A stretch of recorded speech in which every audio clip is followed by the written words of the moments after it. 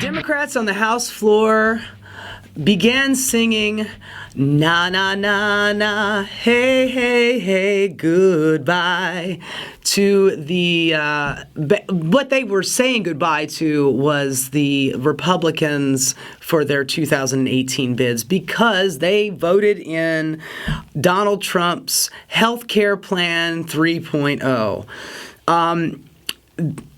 You've all seen a lot of the mainstream media, how they've been interviewing some of these congressmen, and they're asking them, did you read the bill? Well, I didn't. It's 200 pages. Who has time to read those things? I have my staffers read it.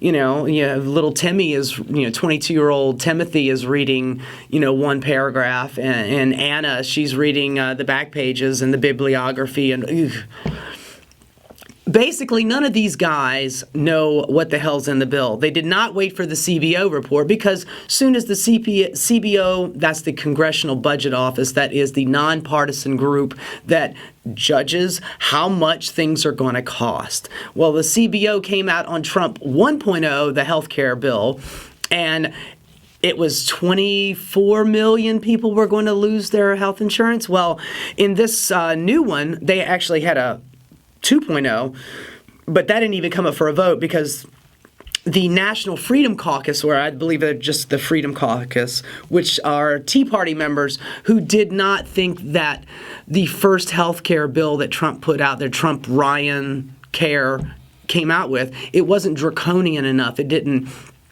cut out enough of the 26 years old or under, you can stay on your parents' health care, pre-existing conditions.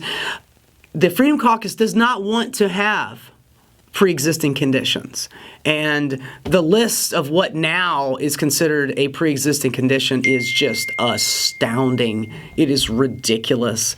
I mean, if you're a woman and you've had a child, you have a pre-existing condition. What are some of the other ones that were outrageous? Just some of the most ridiculous things. Oh, if you've been raped, that's a pre-existing condition. Oh, that's a good one. Leukemia is pre-existing. Leukemia, well, of course. I mean, that's going to be pre-existing. But one thing I noticed wasn't on there, and I've been pointed out, the limp dick. You can get your Viagra pills. That's still covered on insurance.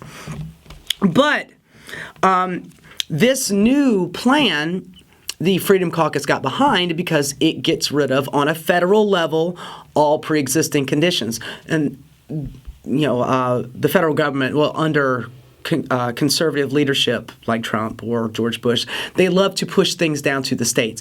I don't want to deal with that. Donald Trump is even quoted in saying, the government should not be, paying attention to your bad back or your ankle, your bum ankle. We have bigger fish to fry, like North Korea. Pregnancies, diabetes, heart disease, genetic conditions,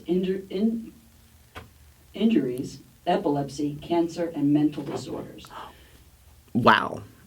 Transgender people is considered a mental disorder. Transgender people are considered a mental disorder, diabetes, all of these things. These things that a lot of people either have or have had issues with in the past. Those are all pre-existing conditions. And with this new bill, the idea that, yes, you can have coverage, but they're going to be increasing the premium cost for people who are older because they are high risk, and they are going to be put in high-risk pools. I love high-risk pools. Sounds like Bill Cosby's backyard jacuzzi party. That's a high-risk pool. Sorry, Bill. Actually, no, I'm not sorry. You're a bastard. So the pre-existing condition were taken out on the federal level and are being passed down to the states, where the states can opt out. Now, under Obamacare, the few interesting things were happening. There was no pre-existing clause. You had a mandate to get insurance. That's how insurance works. It's essentially what insurance is all about. It's like, for instance, car insurance. If you're You get in a car accident, the people who did not get in a car accident that day, they're paying for your accident. That's how insurance works. So the healthy people pay for the sick people. And as time goes by, you might be 25 years old and you're not getting sick and you think that you're indestructible and that you'll never have a problem. Well, you're 25 years old. Of course not. But when you're 65 years old, then the 25-year-olds of your day are now going to start paying for you. That's how insurance works. Watching Paul Ryan figure this out on camera with his big red and blue graph looked absolutely ridiculous, like he had no idea how insurance worked, and yet he's trying to explain it to us. So with Trump Healthcare 3.0, they have pushed the pre-existing condition part down to the states, and the states can opt out of it. Just like certain red states opted out of the federal money that the President Obama was going to give them to cover that pay gap. If you earn a certain amount of money, you cannot get a certain kind of insurance because you make too much or too little. So there's like a little pay gap in there.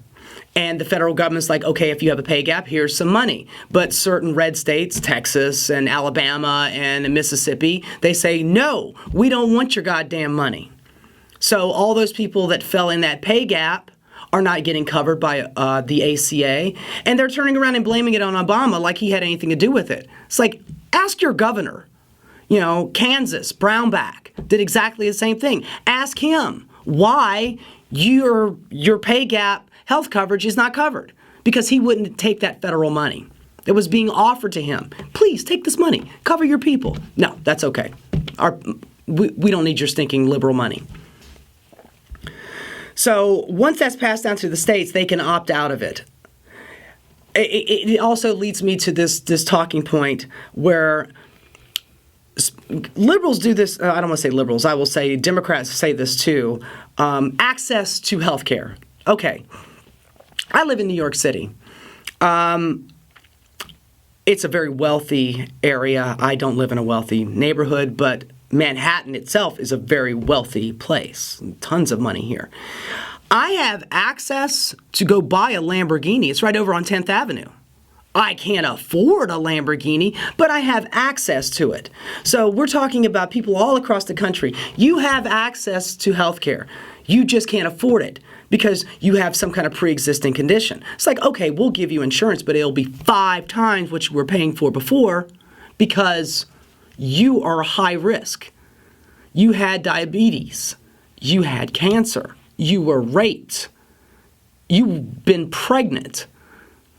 You had a hangnail. I'm sorry.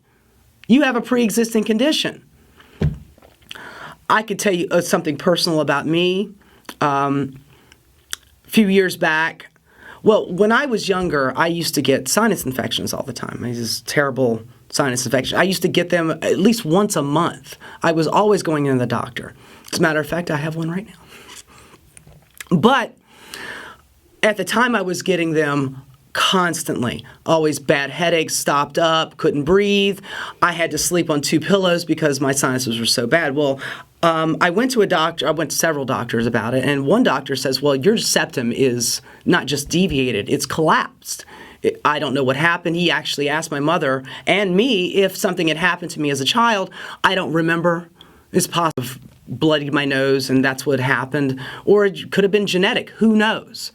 But he told me, he's like, look, you're 16 years old right now. You should not have the surgery to fix that. You should wait until you're 18 or 21. That way your nose is completely developed, and then you can go ahead and have the surgery. This might stun its growth or something to that effect. Well, after I got to a certain age and I had health coverage, I was under Blue Cross and Blue Shield. The doctors, yet again, I was still getting the sinus infections. I mean, just like once a month. The doctor said to me, okay, it's time. You should get the surgery. So I ran it through health coverage. The health coverage said, fine, you're covered for this surgery. I go and have the surgery, and, I'm making premium payments, and I'm covered, and I go to the hospital, I have the surgery, the anesthesiologist, the whole deal. Well, about 2 months after the procedure, Blue Cross and Blue Shield canceled my coverage retroactively, gave me back all the money for my premiums, which had added up to about maybe, I think, $1,500, the amount of money that I had put in to my health coverage, gave me that money back and said, you are responsible for this bill. We're not paying for it because you're transgender, and we looked on your records, and that is a pre-existing condition. I'm sorry, we're not covering you for your collapsed septum. Of course, I said, what? Now, this is something else that you have to keep in mind, especially when you're talking about health coverage. Insurance companies charge double. Not insurance companies. Healthcare providers, like your hospital and your doctor, will charge double or next to double when they know that you have health coverage. So like a hospital procedure that would cost $2,000, if you are paying for it through Blue Cross and Blue Shield, it's $4,000 because somebody's got to get their wheels greased, somebody's making some money. So I'm looking at this exorbitant bill. You know, the anesthesiologist was $1,000. The hospital bill was something like $6,000. And that's not even including the surgeon's fee, which was like, I think it was, at the time, it was like $3,500 or $2,700. I can't remember. Either way, it added up to around $10,000 to get my septum fixed. It was supposed to be covered under my health care, was ran through my health care, and they said fine. Now, this has all happened before Obamacare. So they were able to use the pre-existing condition, cancel my insurance retroactively, give me back my premium money, and say, hey, you're now responsible for this surgery. Well, if you'd have told me that beforehand, then I wouldn't have had the surgery in the first place. And I ended up spending the next 3 years paying this off. So the AHCA, when it was implemented, said you cannot be canceled or not covered because you have a pre-existing condition. That was the best and biggest part of the AHCA. And here we are today saying that we don't want to cover pre-existing conditions anymore. And the list of pre-existing conditions has grown exorbitantly. So this new healthcare, Donald Trump Care, American Care 3.0, it's just basically the government saying, hey, we're not going to cover it anymore. We'll pass it on to the states, let the states figure it out. And then the states are going to say, you know what, you got a pre-existing condition. We're not going to cover it. Now, I'm sorry I got off on a long tangent there. I just kind of want to explain, shed a little humanity on it, one of my personal story, but also get to this point. Here, this TrumpCare thing, it's not going any further than the House, okay? This is it. This is as far as it goes. This was to stroke Donald Trump's ego, just so he could say he had a win.